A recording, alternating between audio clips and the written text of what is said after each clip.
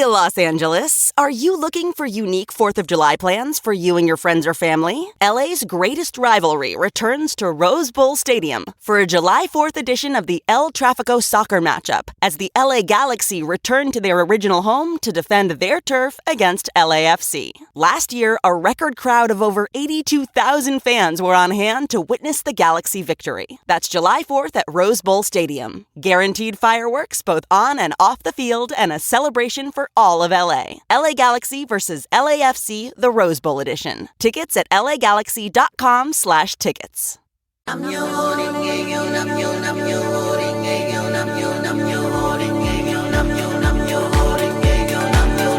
Welcome back to Now.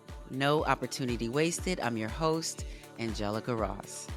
Today is Monday, April 29th. May is right around the corner. And I hope she's bringing flowers because I'm ready for summer to begin already. I know it doesn't officially begin for some time, but here in Hotlanta, the temperatures are starting to rise above 70. So I got to start keeping up with that pedicure, update my vaccines, and get ready to be outside. And when I mean outside, I mean with nature. Having 2 Dobermans now it just is essential that we get outside and have as much time surrounded by so much beautiful nature here in Georgia. And that's one of the many reasons that I moved here. Okay, today, y'all, I am talking with another one of my amazingly talented friends, Fọlákẹ Olówófôyekù. I'm going to say Fọlákẹ Olówófôyekù, star of the CBS hit series Bob Loves Abishola, which is in its 6th season, y'all. Congratulations, Fọlákẹ. Fọlákẹ has had an amazing journey and story, and we will get to that in just a moment. But first, let me set the tone with a quote from Buddhism Day by Day, Wisdom for a Modern Life by my mentor, Daisaku Ikeda. It says, quote, "Our efforts for the sake of dialogue, in order to be worthy of the term dialogue, must be carried out through to the end. To refuse peaceful exchange and choose force is to compromise and give into human weakness. It is to admit the defeat of the human spirit." Socrates encourages his youthful disciples to train and strengthen themselves spiritually, to maintain hope and self-control, to advance courageously, choosing virtue over material wealth, truth over fame. End quote. Speaking of refusing peaceful exchange and choosing force, a wave of activism is washing over college campuses all across the United States, and it's being met with excessive police force. Now imagine this. Students from Emory to Berkeley, Northwestern to NYU are not just hitting the books, they're hitting the pavement. Protests against the war in Gaza have sprung up like daisies, baby, reminiscent of the Occupy Wall Street vibes or the anti-apartheid rallies of the 80s. These brilliant young minds swapping lecture halls for tent cities, calling their universities, which are not just centers for learning, but also financial powerhouses, to divest from Israel. Their point? If a university invests in companies that do business in or with Israel, it's indirectly supporting the ongoing war in Gaza. These scenes at the universities across America are not just protests, it's a full-blown movement. After a police raid that led to hundreds of students getting arrested with brutal force, you can bet that this will only fuel the fire even more. I saw a clip of a young black man in Georgia being interviewed with a group of kids and saying that they weren't interested in voting for Biden at this point and that Democrats really need to listen. There's also a clip of that same young man being brutally arrested by police. So, why should we care? Why is a ceasefire necessary? Just like any family squabble, nobody wins if it escalates too much. The losses are real. People are hurting, and the students are not just fighting for the sake of argument. They are standing up for humanity. By pulling out financial support, they argue that universities can make a statement and put pressure on peace talks and say, hey, enough is enough and let's fix this together. So, to everybody listening, whether you're sipping coffee in your cozy nook or jogging through your morning routine, think about this. Change often starts with bold actions of just a few. And these students are not just tomorrow's leaders, they are today's champions, asking for a world where peace isn't just a subject in a history book, but a reality. So let's cheer them on and hope their calls for a ceasefire bring us closer to a resolution because, honey, the world definitely needs more healing and a lot less hurting. And that's the tea. Now, for my conversation with Fọlákẹ, but just a heads up, y'all, my mic was not plugged in for the first 5 minutes. So the audio you hear coming from me is going to come from my computer mic for a second. So please excuse the technical difficulty in the beginning, but I guarantee you will be inspired by Fọlákẹ's journey. Take a listen. I want to say congratulations to you. This is great. When I heard you were doing this, I was like, definitely. I've been trying to work with you for a while, and I'm like, whatever Angelica's doing, yeah, put me on it. Um, yeah. How am I feeling? How am I feeling? I feel great. And feeling great is never conditional. I'm in practice of that now. And so, regardless, I will always be great. What is spirituality? What is spirituality start out as for you, and what does spirituality look like now for you? Spirituality started out like it starts out for all of us before before programming comes into play. And so I'll say my initial programming, because I think that's what you're asking, right? Was in Christianity. Uh, but in Nigeria, my grandmother is also Muslim, and in Nigeria, it was you're Christian, you're Muslim. There was no further thought outside of that, and so my mother being Muslim was just a matter of fact, and I had those experiences as well. But I also my parents were Christian. My mother was Anglican, my father was Apostolic, and then I went to Catholic school initially, and then my grandmother is Muslim, so I was exposed to everything and didn't think very much of it. I think for a little while I was very devout when I was younger, probably like around 9 or 10, a devout Christian, and had a goal to read the Bible from front to back. Um, and then I started just questioning some stuff, especially around how it was fear that was used to control us. Well, where I was back home, it was like fear. There were all these books about what happens when you go to hell, and that didn't really resonate with me. And so as I got older, I first of all I was always led by intuition. I was the last child, so I spent a lot of time by myself. I daydreamed a lot, and that was a wonderful practice because as I got older, I found that intuition and being mindful and listening to my body was enough. Was enough. What feels good to me, and not in a glutinous way, not in a way that's just focused on a good time in quote, but in a way that's focused on vitality and peace of mind. Peace, like what brings me peace. So, and I find that anything that's surrounded with love or has to do with love feels the best. And so my religion, my spirituality is love. I heard that. And, and I think that I feel like that's the one thing people miss a lot, whether it's Christianity, whether it's, Muslim, uh, Judaism, or whatever it is, Buddhism, whatever. If love is not at the center of what you are practicing, baby, you better go back and read something. You better go back and do something else because you missed the most important part. You are missing the most important part. If it's got you so filled with spending your time engulfed in anger and hatred and all of these different things. Now, don't get me wrong. As a Buddhist, we have the 10 worlds, and anger is one of those worlds. But with each of these places, there's a positive and a negative. So, there is a righteousness sometimes with your anger or whatnot. but your practice, spiritual practice, should be more about the conversation with your own soul. Mm-hmm. Sure, it's cute to help and save other people's souls or whatnot, but you need to save yourself first. And I think a lot of people, especially in America right now, we all struggling right now. Sweetie, you got dishes. The baby still need to eat. Like, you got other things to do than worry about my trans, self. So you mentioned your parents, and I read that your parents are chiefs.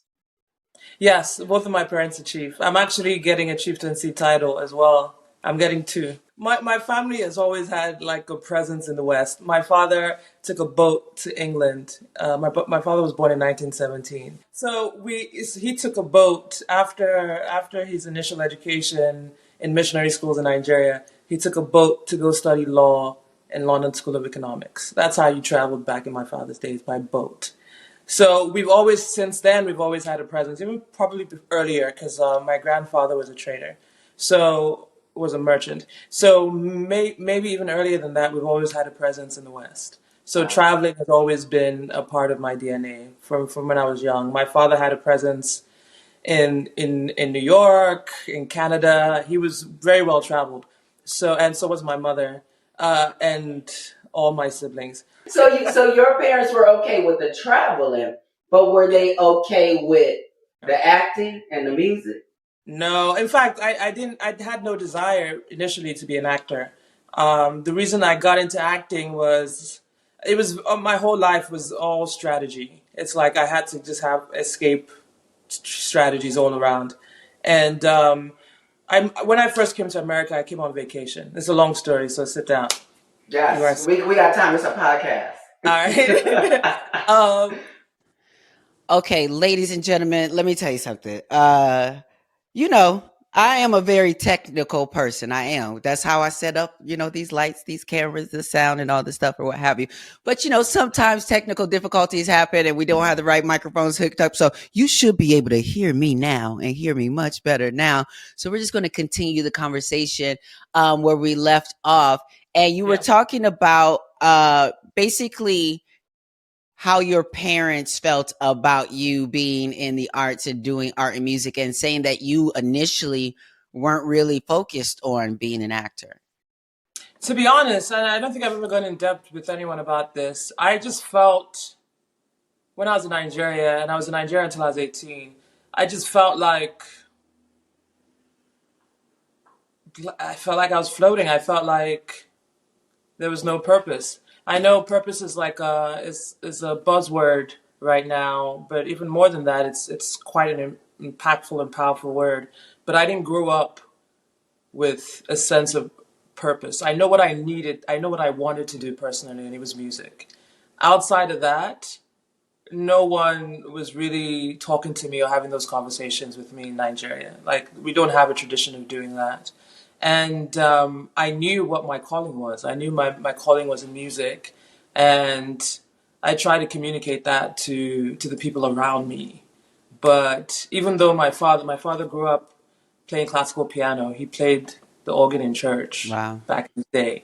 And so we all grew up with knowledge of the piano. Most of my older siblings were classically trained. I came about later when my father was older, so mine just lasted about a year or so. But they couldn't fathom a career in music, and Afrobeats wasn't what it is now. And being able to, I now understand this as an adult, but being able to provide for myself, as I'm sure was my parents' concern, wasn't imaginable in the career that I knew was my calling. And so in Nigeria, I was hopeless. I had no hope. I was just going to roam the earth until something happened, I guess. And something did happen. I had a lot of conversations with God as I knew him then. And I made promises. I had bargains with him. I was like, if I stop masturbating. That's a hard one to give up, especially when you're young. Like, you ain't controlled it yet. But yeah. It's like, you're right. Stop masturbating. tell me I'll get to America. And so we had that deal going for a while. I didn't keep my end of the bargain. But I made it here. And then once I was here, it was like possibilities upon possibilities and opportunities upon opportunities. I just went crazy. And that's why I think I'm so accomplished in diverse ways, because I got to America and I was like, I want to do this. I want to do this. I want to do this. I want to play basketball. I want to model. I want to make music. I'm going to teach myself how to play guitar. Oh, I can act. Blah, blah, blah. Like, I just went full-fledged into opportunity. I took a deep dive. I was swimming opportunity. And that led me to the City College of New York, because my sister lived in Long Island, and I knew to accomplish all the things I wanted in the arts, I needed to be in Manhattan. And I knew I couldn't do it if I was at home with my family. So I looked at the subway map and I said, I need to find a school up here, because if I have to commute to Harlem, they can't say that I can't move out, because that commute was over 2 hours. I would take the bus to the first when I had money. I used to flex a little bit. I started taking the Long Island Railroad. I don't know if you're familiar with New York. I'm a little bit, but I'm not familiar with the Long Island Railroad though. It's the train system that takes you from Long Island into the city. Right? So at first I could afford that. I saved up some pocket money, and then after a while I couldn't, and then I would walk to the bus station, take the bus to Jamaica. From Jamaica, take the train all the way up to Harlem. And after a year and a half of that, I told my mom, I got to move out. It's just too far. I can't do it. And she was like, yeah. And so I moved out. You are good at the long game. I see. You are good at the long game. Yes, yes. And I got into City College in New York, and it was a breeze. And I saw flyers out for acting school. And I did an audition, and because I wasn't as invested in it emotionally and spiritually as I was with music, I was like, oh, I don't care if I fail in this. It's just so I can segue into music. And my family could accept this. If they can accept music, maybe they can accept this. And they were tolerant of that, and came to see some shows. But my ultimate goal was always music. You got a swagger to you. Like, first of all, I knew that from when I first met you. I can't even remember. Do you even remember? I remember. I remember very clearly. When did we? You had on a red dress. It was at the Vanity Fair, I think, a Hollywood party, young youth in Hollywood. Yeah. Baby, you had on this suit. And you had like the high top fade, kind of like, and I'm just like, who is this? What is this swag? And we took our picture together. And matter of fact, I'm going to have to post up the picture. Yeah. But like, you have such a swagger to you.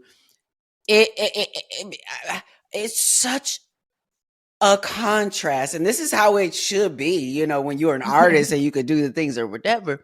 But whoa, I almost didn't even know you were the same person as the actress on Bob Loves Abishola. And then you see the swagger you have in your music video and in real life. And I'm like, okay, you couldn't have always have been like this confident and this kind, because when you have a style like you have, it's something that's not truly patterned off anyone else. It's not like just going along with a conventional look, especially as a Black woman in America trying to get into Hollywood and do the things like we know as Black folks in Hollywood. Girl, you better get there, relax, and do certain things, or at least wear a weave and blah blah blah if you want to get in. Yeah. So how did you get to a place where you were able to fully embrace your own style like this? It's interesting you asked that, because my mom said something to me like in her final year. She was like, don't worry, soon you start making money and you can dress in your own style, like you have a different style. And I didn't really understand what she meant by that. This was probably when I was like 23 or something. And in Nigeria, and maybe this has something to do with it, in school we all wore uniforms. And then I was in boarding school from 10 to 16. And then when you're in boarding school, when you're there, you also wear a uniform. So I was always in uniform. except when I was at home, Wow. which was very brief. And for the longest time, I just allowed my mom dress me because I didn't care what I looked like. Clothes were just always like, whatever. And then as I got older, I'd say about 13, 14, no, it was later than that, about 14, 15, I started really exploring with my own style. And in Nigeria, I was considered weird for it, you know. I would wear my jeans backwards to school when we had like, we called it mufti in plain clothes. So when we didn't have to wear a uniform, when we were in mufti, I would go to school with my jeans turned backwards. And I just always felt happier that way. And fast forward to when I actually started buying clothes for myself and just exploring with my body and what looked good in me, what I looked good in, what made me feel good.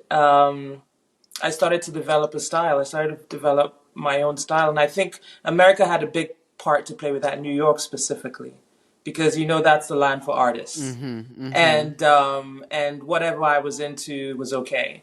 And I did garbage bag chic like no other. And I was allowed to explore. The confidence, I have to believe that the confidence is innate because it wasn't necessarily nurtured. I had a lot of, as I told you, I spent a lot of time by myself. I read a lot of books, and within that world, I found my confidence. That also, in addition to what was embedded in my DNA from my father. My father's extremely confident. Like he was like a dapper dude, and so is my mom, one of the strongest people I know, and I the confidence, I would say, came from not really caring what people thought because people didn't care what I thought. And so I created a world for myself that my acceptance was all that matters. And it hasn't always been linear. It hasn't always been a perfect practice. But it was formulated from a very young age because there was no other option for me. Wow. That's amazing, and also just kind of, it's not that I haven't seen, again, folks who have that, but it's just, I know that to be a struggle. I know in this environment, it's not like it's an everyday thing that someone has that kind of confidence and is able to kind of go against the grain to eventually then find themselves. It had to be something bigger than me, because I actually remember one time standing in the mirror. I wasn't considered beautiful in Nigeria. I think there was like a handful of times I was considered beautiful. Lies! I was made fun of my lips. I was made fun of my lips. Wow. Even my complexion. Wow. So in Nigeria? Oh yes. Wait. Okay, so let's pause on that for a second because I want to know more, because I know for myself growing up here in America, my mom came from, the South and West Virginia, really, and in an evangelical church, and just a colorist space, and because of the history and everything. And so she would always tell me to stay out of the sun. You're going to get as black as your bicycle seat. But that was like, understand, right? It's just mean, in Nigeria. So I never heard that. There's colorism in Nigeria. I'm lost. Yeah. I didn't know that. I feel like there's quite a lot that we as a community need to discuss together, African Americans and African, because being in the country for so long, it's very clear to me what the disconnect is, and it's so unnecessary. So unnecessary. Yes, that was an experience. I was made fun. It wasn't until Angelina Jolie was starting to come up on the scene that my lips were considered sexy in Nigeria. And that was after I moved to America. And I remember telling my friend when she saw a picture of me, because they used to call me pomo lips. Pomo is a part of the meat that's really like jelly-like. We love it. We love them jelly lips. So that's what they used to call me, or dodo lips. And like when I think about it, so dodo is what we call plantain after it's fried. So either they were calling me plantain lips or they were calling me the dodo bird lips. I don't know which one. But yes, that exists, and then bleaching it's a problem in the country. Oh, that's right. So I do know that like I did see a lot of pushing for the bleaching creams and things like that in Africa, Yeah, in yeah. in various parts, not just I don't think not just in Nigeria. Um, and it just made me think when you said that. I got kind of, ugh. But what it made me feel was like it's like when they said that Bo Derek, you know, invented box braids, or Kim Kardashian invented, and it wasn't until Angelina Jolie, and it wasn't just in Nigeria. Yeah, here too. I guess because I know when she came on the stage, all of a sudden now black women with these full lips, it was more of a desired feature. Yeah. It's sad that so much of our experience,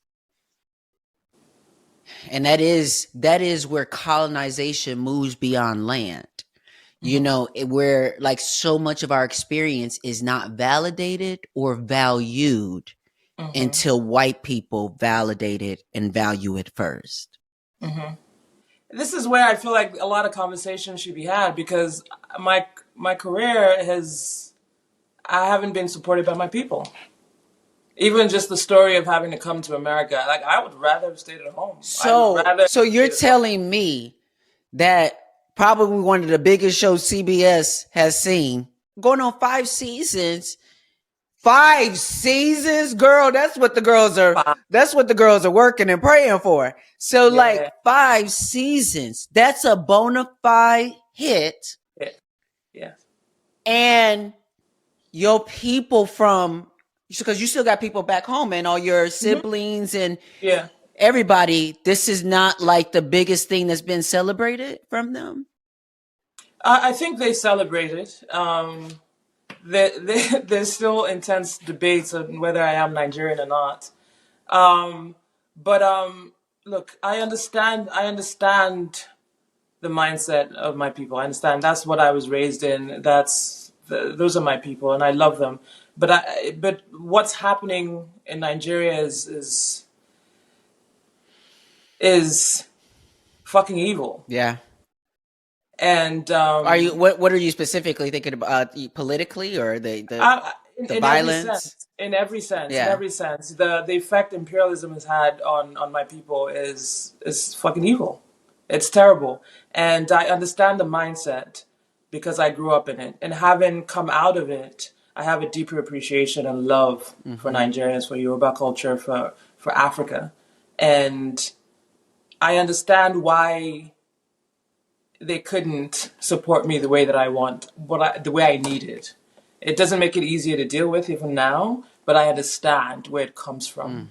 And I understand that it's not something that in Nigeria we have the privilege to be aware of, because even just basic necessities, what you need for what you need for all your needs to be met as a human being is made so astronomically difficult in the country that there's no space to think outside of survival. I understand that, and there's no question about that. It's a tough place to live. So I say all of that to establish the point that I do understand, but I still want to share my story, which is that I wasn't accepted until this project. And the opportunity from this project came from Chuck Lorre. And I'd been in the game for about almost 20 years before I got my big break. Wow. And it wasn't that I lacked talent. If anything, I was talented. I was more talented when I was younger. I was fearless and so much more talented. And there was no room made for it as an African woman, as a Nigerian woman. The support wasn't at home. I had to leave and find it outside of my people. And now I'm appreciated.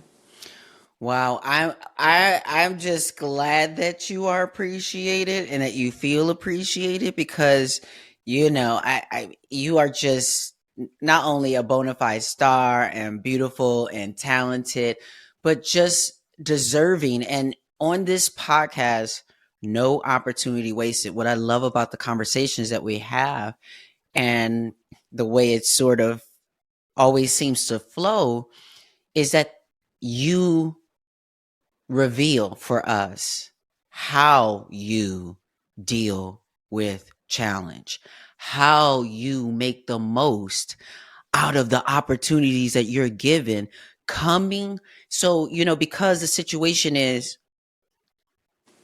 a lot is going on in the world right now, and it is challenging, and folks are trying to escape all kind of dire situations, just let alone the things that we're not even speaking about, not only the genocide in Palestine, but in the Congo and with Sudan, and how the price of our technology comes at the price of children and women in Africa. And so much of Americans, especially white Americans, I will say, have this perception of Africa being this poor country, poor continent, and yet it's so rich in all of these things. And yet we take from these things, we take from this country, we take from this place that has all of these resources, and in the land, in the space, in the environment.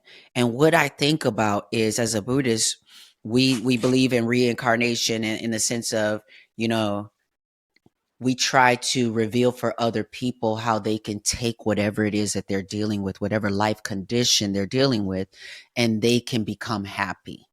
Mm-hmm. They can reach that place of feeling great that we talked about that unshakable mm-hmm. place. But what that looks like is being able to not have this need to want to compare your pain to others, and to be in these sort of oppression Olympics around, well, you don't understand what I've been through. Well, maybe not, but pain is pain, and mm-hmm. challenge is challenge. And so what this is about, and what I want to do with this podcast, in a way that is, again, both overtly in the ways that I share the Buddhism, but covertly, what I'm doing is highlighting people who, with this different challenge, coming from this different place, with this mm-hmm. ability or lack thereof, English isn't the first language, or being Black, being a woman, being LGBTQ, being all these different things, mm-hmm. so that we can finally, hopefully, get to a place where we focus more on the things that make us more similar, and the things that we can relate to and connect to, instead of always focusing on the differences and letting those differences divide us. Yeah, which is a lovely thing I feel like our show was able to accomplish in a much needed time, through COVID, through civil unrest in Nigeria and in America. It's highlighting the fact that we have more in common than we have in different. Absolutely. So I see this, how you're doing now. You feel great.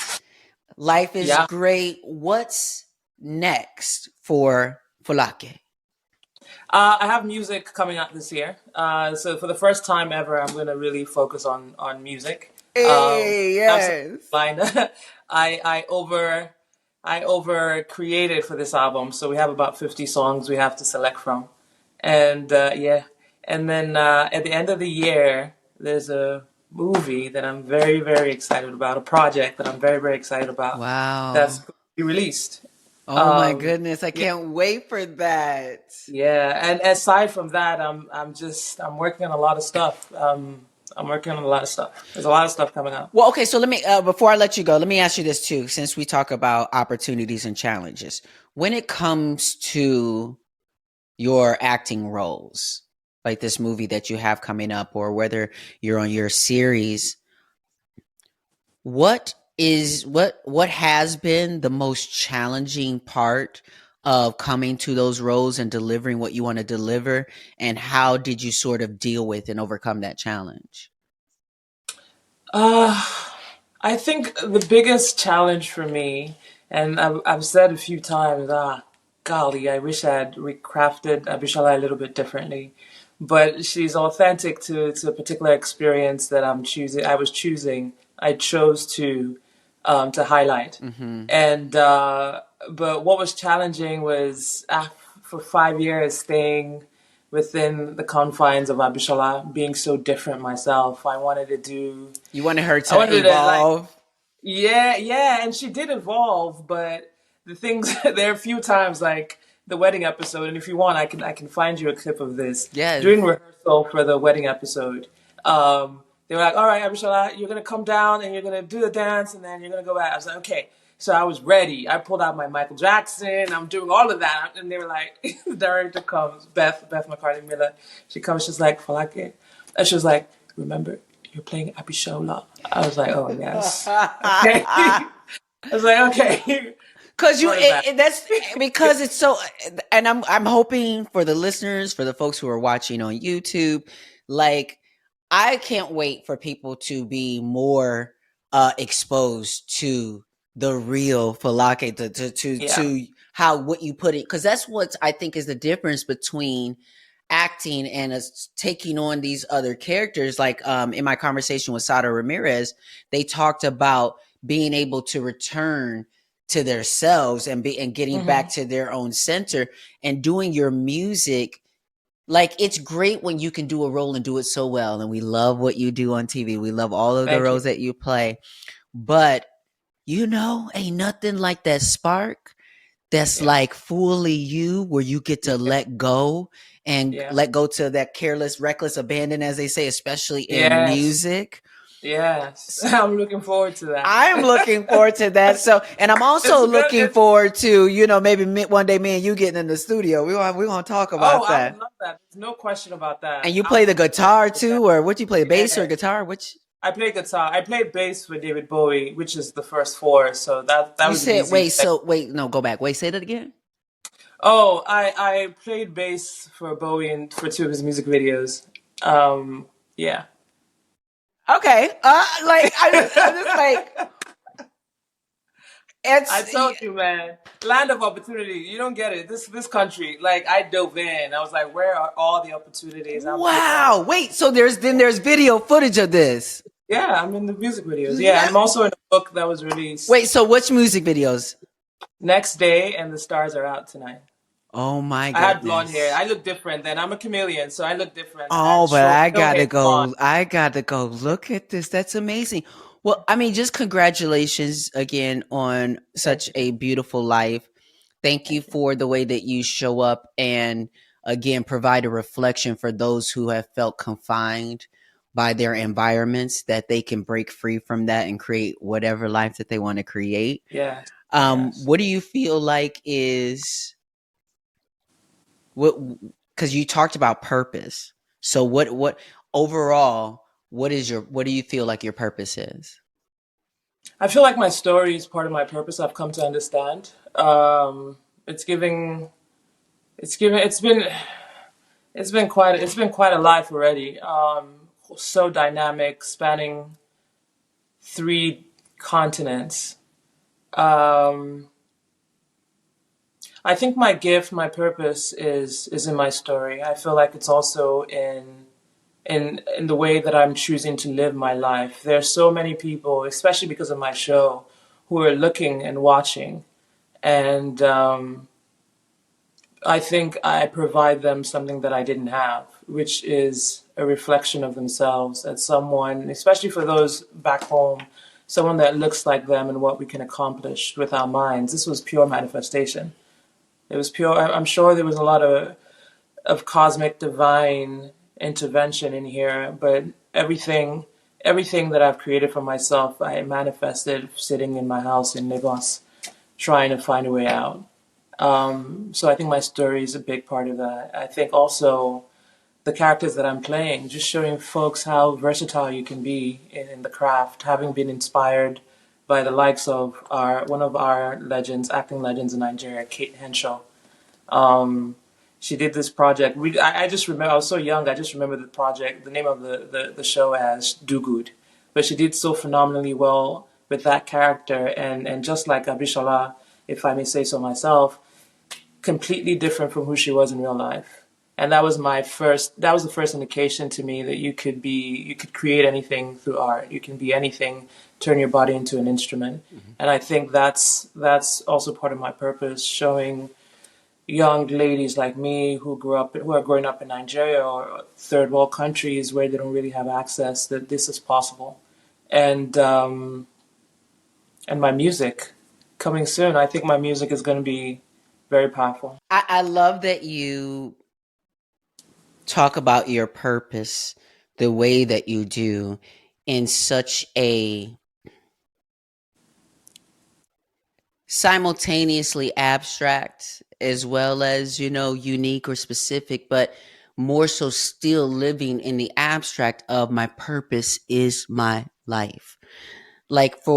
Because again, ultimately, especially in this Buddhist practice, it's really about understanding the phenomena of all things, and that all things work into the whole mix of it. And it is about how you show up to everything, or what we say, taking responsibility, or the ability to respond, and how you are responding to every moment of your life. And are you winning in your moment, life by life, to not get trapped into a space that says my purpose is acting, my purpose is being a singer, my purpose is running a company, my purpose is, what happens when the world flips everything upside down?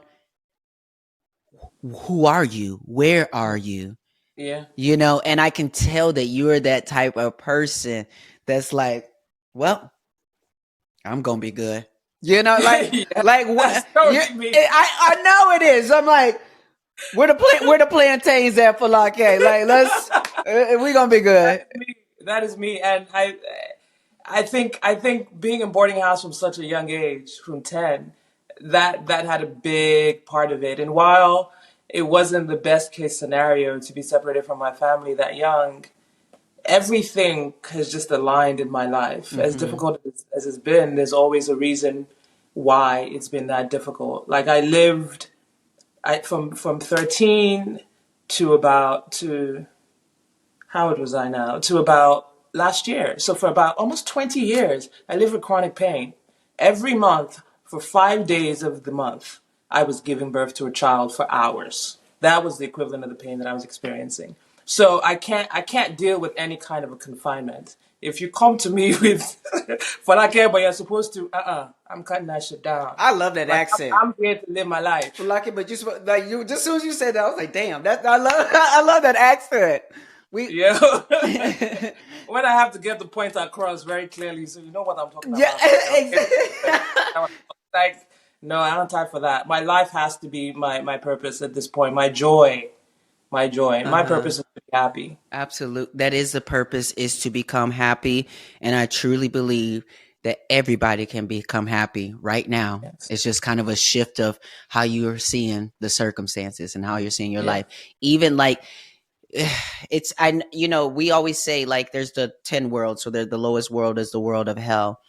And it's just what the world of hell is when you're in a space. It's not a afterlife situation. It's about when you're in a place of everything. You're surrounded in complete suffering. Even a glass of water, just brings more suffering, because it brings longing for more.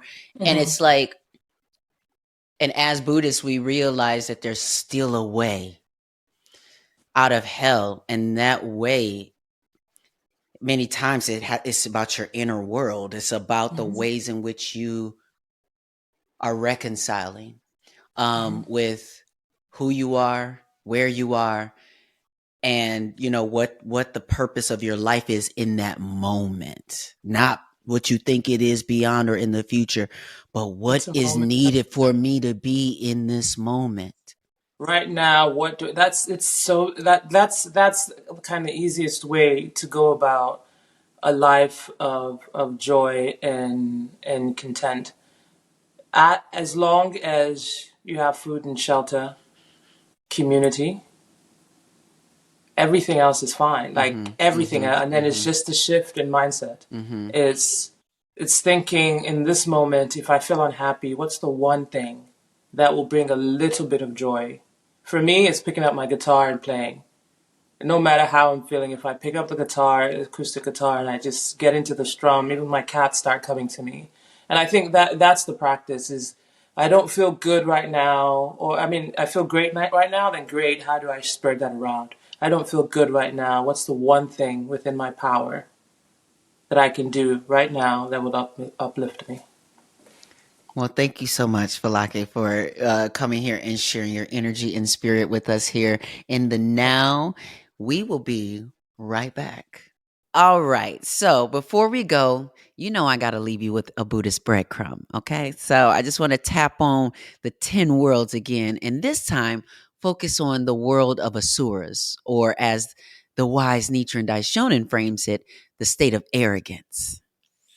Now imagine this. It's like walking through a hall of mirrors, each reflection showing you puffed up larger than life, always trying to outshine the others. This isn't just ancient wisdom, honey. It's today's tweet, tomorrow's trending topic, and Hollywood's never-ending script.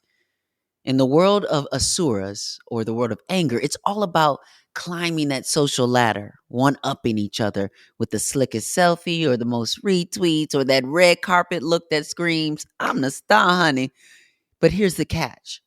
While everybody's busy being the brightest star in their own sky, they might just be missing the whole universe out there. In Hollywood, it is easy to see the world of asuras in action. It's that subtle shade in interviews, the humble brags about who wore it better, or those award speeches that sound more like a pat on their own backs rather than a nod to the folks who helped create the project. It's a high-flying kite, all right, looking down on all the other kites and thinking it's the only one catching the breeze. But let's bring this back to you and me. On social media, where everybody's page is a stage. How many times have we seen this where posts read like a showcase of perfection, and each person trying to outdo the last and spinning a narrative that's more sparkle than substance? And beneath those filters and flawless captions, there's often a struggle and just a person that's looking for a genuine connection and not just likes and follows. One profound fact about the 10 worlds is that there's kind of like this yin and yang, or positive and negative side to each life state. So the flip side of the world of asuras, or sometimes called the world of anger, is that sometimes we can have a righteous passion to fight injustice and be a creative force for change, like we're seeing with these college students. We can realize, actually, I'm better than that. Actually, we are better than this, and we must do better. So let's start celebrating each other's wins without measuring them against our own, appreciating the beauty in our differences, and building community that lifts everybody up, not just the ones at the top. So, as we navigate our worlds from Hollywood to our hometowns, let's try to be more than just a pretty face on a screen. Let's be real.